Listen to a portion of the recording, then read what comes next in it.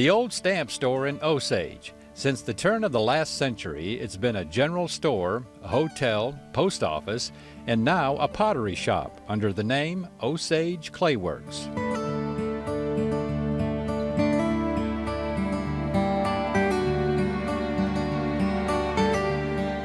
It served as a general store by the Stamps family from 1901 till 1989. And in 1989, Frank Stamps passed away, and that's when I got the chance to buy the building.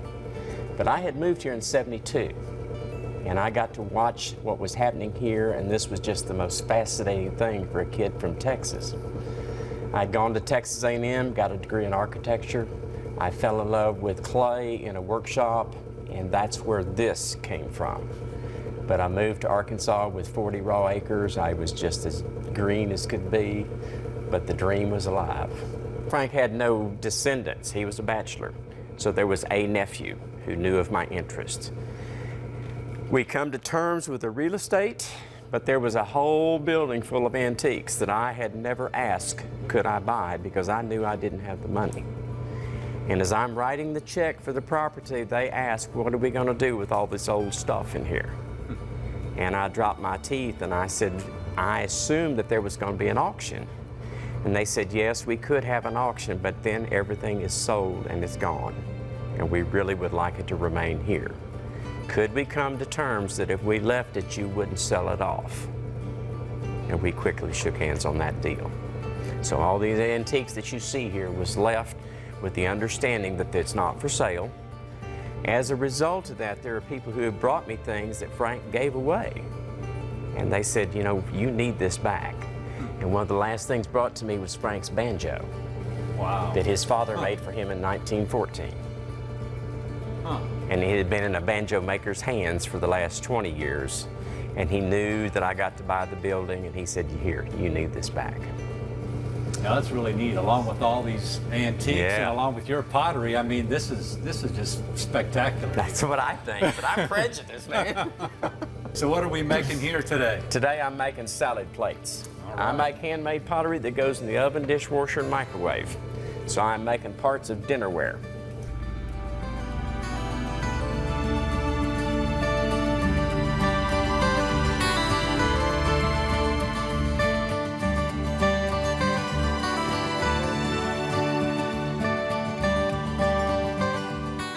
Along with all the antiques and memorabilia in the store, Newt was also proud to show off something else. So what you got here, Newt? Well, this is one of the old ledgers that was here in the store that is the oldest record that's in the building. And it opens up to begun business November 6th, 1902. And they talk a lot about what they bought and what they sold here, who traded here, who paid their bill here.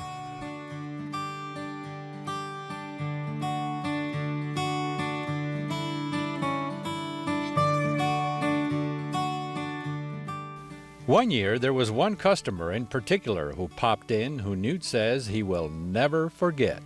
So tell me about this one visitor you had here one day. It was either 91 or 92. I look up and then walking in the front door is this man in black. And I thought to myself, that sure looks like Johnny Cash, but no, he wouldn't be in Osage, Arkansas. But when I said hello and he said hello back, I knew that it was Johnny Cash. And so I get up and I go to washing my hands off. And I shake his hand and I say, my name's Newton Lael. And he said, my name's Johnny Cash. And I said, yeah, I know. What are you doing here? And he laughed and he said, well, I'm looking for land. Is anything for sale around here? And I said, well, sir, everything's for sale if you got money. And he said, well, there becomes the problem. When everybody finds out it's for Johnny Cash, it's real expensive. And I understood that, you know, in his own way. But he spent about an hour and a half here that day, and we sat and talked, and he watched me work. Newt says the only thing he regrets from that day was not having his picture taken with Cash.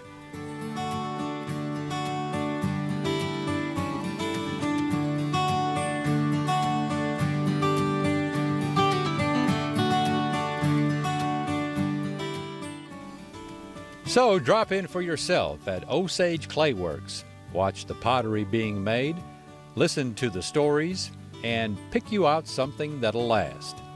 Oh, and just tell them Johnny Cash sent you.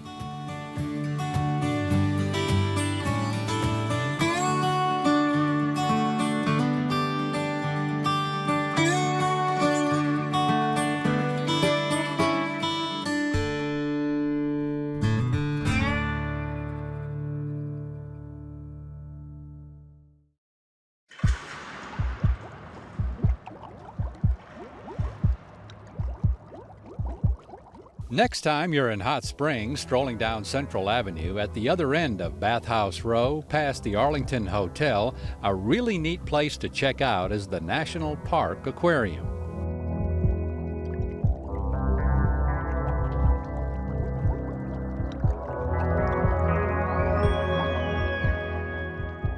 Be surprised by nature is the theme here at the National Park Aquarium in Hot Springs, but there's a lot more here than just fish.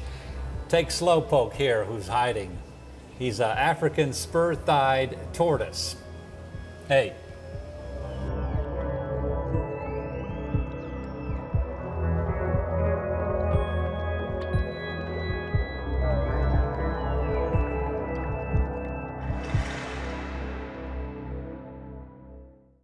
So Kelly, be surprised by nature. Expand on that for us here. Well, we are not a huge facility. We have about 60 exhibits, give or take one or two, and that changes from time to time. But they're small exhibits, so we deal with animals that are interesting and sometimes just downright weird. Things that are maybe very pretty, things that are maybe very ugly, things that might have an interesting story to tell for another reason, like we have a catfish that can generate up to 400 volts of electricity, and things that people don't see usually when they go to a large aquarium, we have here, because we can have them in a smaller tank, and yet there's something unusual about them. Piranha, pretty cool. Yeah, we have some red-bellied piranha, and they have quite a reputation. And we think ours are sweethearts, but we don't get in and swim with them either. So that's one thing. We have a piranha that we feed. We did today, and we'll feed them 2 or 3 times a week.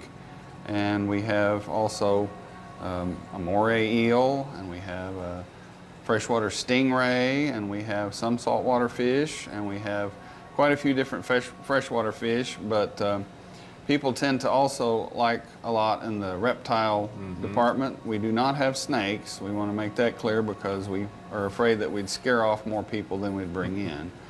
But we do have a lot of different kinds of turtles and frogs and some salamanders. We have a neat axolotl, which is a totally aquatic salamander from Mexico. And their name axolotl is from the Aztec, and it means water monster. And they're, I think, kind of cute, but they look kind of bizarre.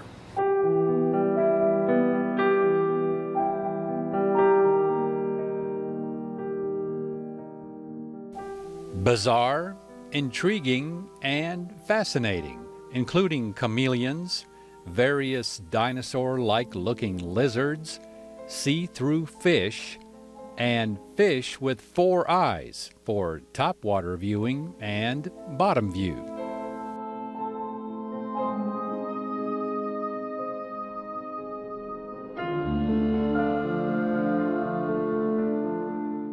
Remember the movie Finding Nemo? Well, he's here, along with his dad, Marlin. So if you have kids, these clownfish will no doubt be a big hit with them.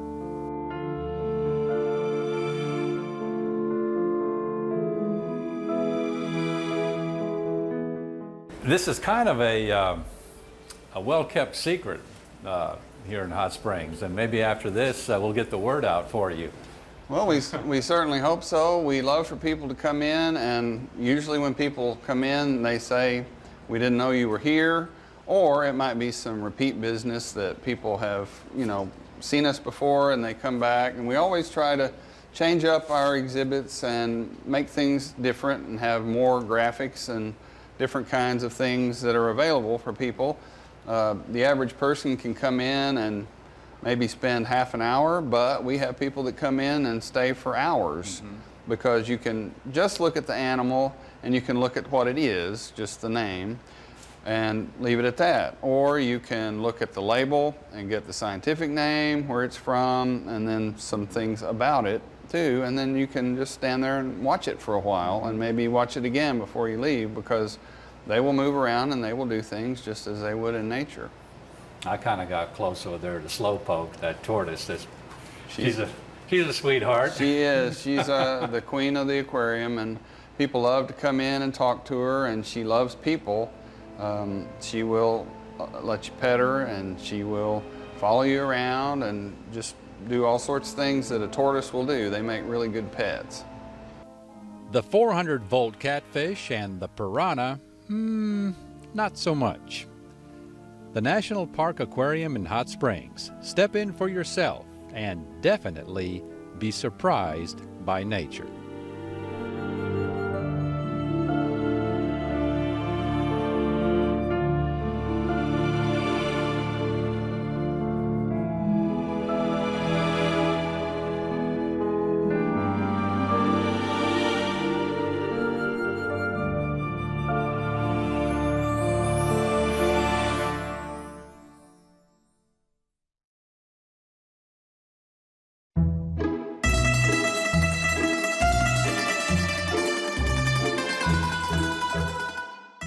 The ancient Ukrainian egg art known as pisanki is believed to be more than 4,000 years old, and Lori Popow of Hot Springs is a master at it, so much so that in 2015 it earned her the title of an Arkansas Living Treasure by the Arkansas Arts Council.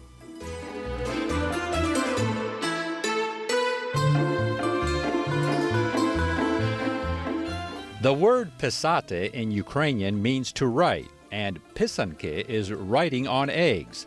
It's a wax-resist method using dyes and beeswax. There is no painting of any sort. You will first do your baselines. And what you would do is take your eggshell and you just make one line there, and you would wrap your tape measure around the egg. And now you can find halfway mark. You do this on the, with the baselines there, you can create just about any type of design. As long as you have those 5 baselines there, you can just create any design you want.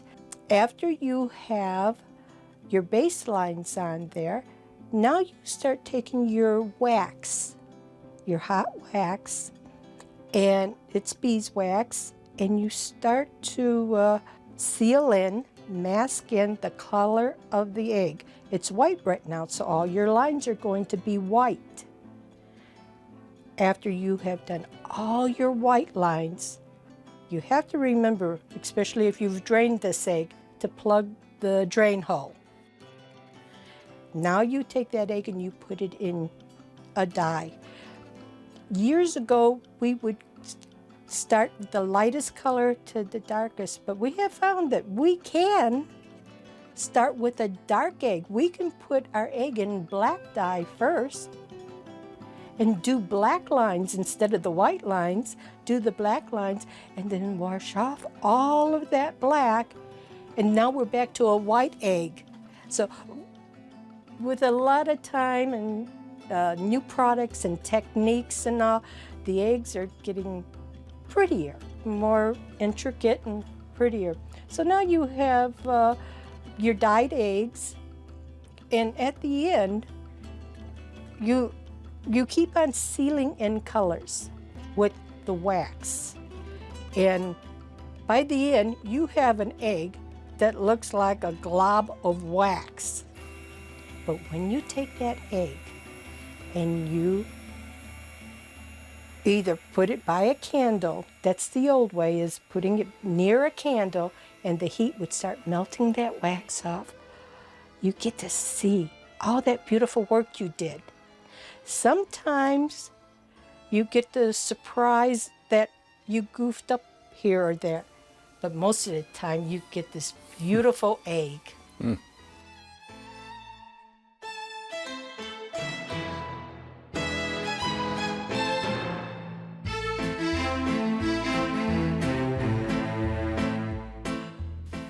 Lori's Ukrainian Agard is very dear to my heart because, being of Ukrainian heritage, I have admired this art form all of my life. In fact, I lived near the Ukrainian village in Chicago where Lori grew up and where she was first introduced to Ukrainian Agard at the age of 8. I'm on my way this one evening to the Rexall drugstore, and there's this lady in the window. There she was, sitting there with an egg and a tool in her hand. I thought it was a pencil. And she's doing the eggs. I wanted to learn to do the eggs. And next thing I know, I've got my nose against the window trying to see what she's doing. Then she stood up and she came towards the window. I thought she was coming to holler at me. So I ran. I ran to the store, got my mother's makeup. Now I had to go back. I had to pass her. The lady was still there. So I decided then and there. And I went up to that window as I was walking by, and I pointed at her and I said, I'm going to learn how to do them, and you're not going to scare me. And I ran home as fast as I could.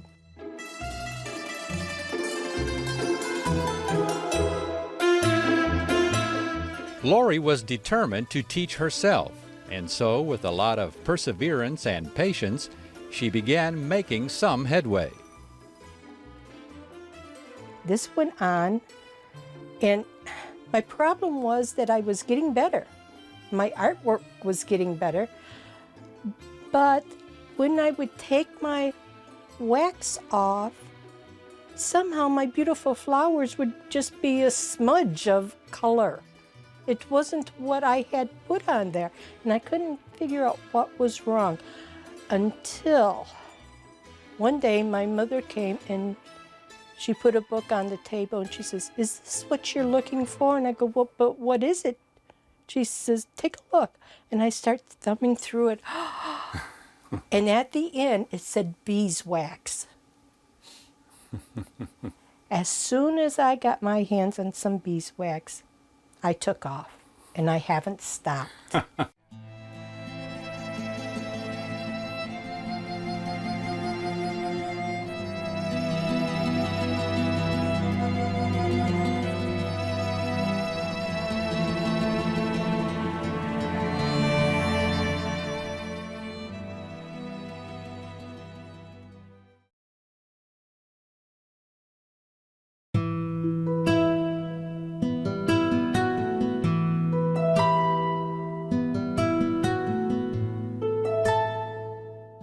The Palarm Creek Waterfowl Rest Area within the Bell Slough Wildlife Management Area in Mayflower.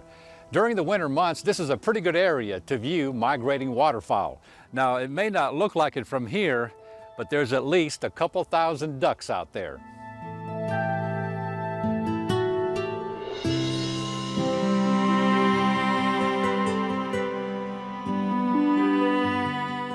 Yeah, this is Palarm Creek Waterfowl Rest Area, and these are super important to waterfowl and other types of birds. And rest area, like the name implies, it's a place where they rest. Hunters aren't allowed to hunt here during the season. The ducks can come and loaf or rest. They feed in here, so it's a protected spot for them. You know, habitat loss is the hardest thing that happens to wildlife. So we create places where we can hold water in during those fall and winter months and start letting it out in the spring. So, and in the springtime, we get wading birds and shorebirds that use it as the water drops out to feed as well. Now, what about during the migratory months? I guess from, what is it, November, December, January, February? What can we see out here? Well, lots of things. Today behind me, there's lots of mallards. Those green heads are gleaming out there, and we're hearing that quintessential duck quack. And a lot of people don't realize that's actually the female, which might not surprise people, though. That's the female that's the louder, mouthier one. The male has a quieter, raspier note that he says a little call. All kinds of waterfowl come through. We'll start seeing pintails coming through here at the tail end of the migration season. Off in the flooded timber, you're going to see more like hooded mergansers and wood ducks. But gadwalls are another popular one that comes through here. So all different types of waterfowl are going to use this rest area.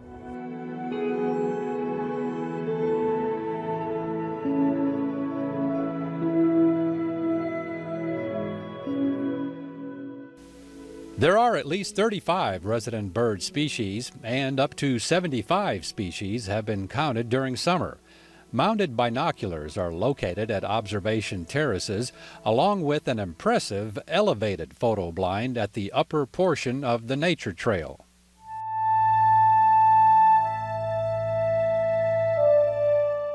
There's a really nice nature trail. It's around 2.5 miles. It's the Kenny Vernon Nature Trail, and neat wildlife. It goes over and has another viewing area with all kinds of bird identification signs where folks can learn about the birds they're seeing. It's also near our Green Tree Reservoir, which is a bit different than this. That's where we hold water and it floods bottomland trees like tupelos and cypress trees. And you're going to see different types of ducks in those areas that can move through the trees real rapidly, like a wood duck, and likes to nest in cavities. Here at springtime, when it's the neotropical migrant season, that's when we're getting those little songbirds from the tropics coming back up into Arkansas to breed.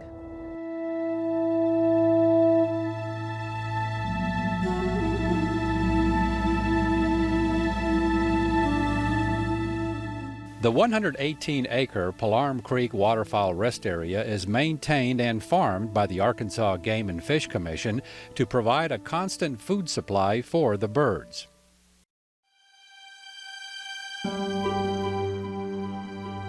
You know, the goal is, what one of my coworkers says, we're farming for weeds. We're trying to get weeds to grow to produce seeds that the birds like to feed on. If we think we're going to have bare soil certain times of year, we may seed for things like millet that produce like a legume, like a bean that the birds can feed on. So we may mow it certain times of year, burn it, really to propagate those weeds to grow and make the seeds for birds.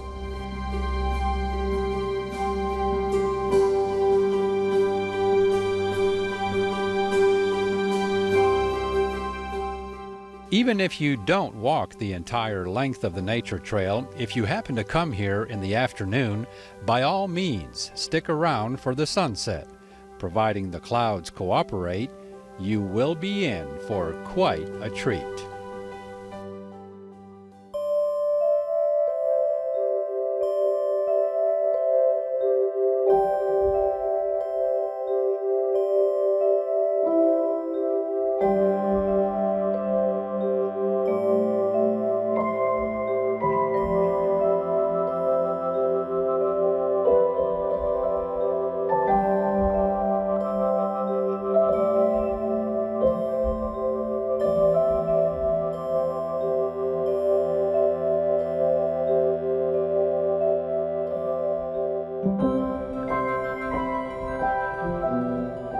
So check out for yourself the Palarum Creek Waterfowl Rest Area here at Belle Slough Wildlife Management Area. And if you'd like to see this episode again or any one of our others, visit our website at aatn.org/exploringarkansas. And don't forget to like us on our Facebook fan page. And we'll see you again the next time for another exciting adventure on Exploring Arkansas.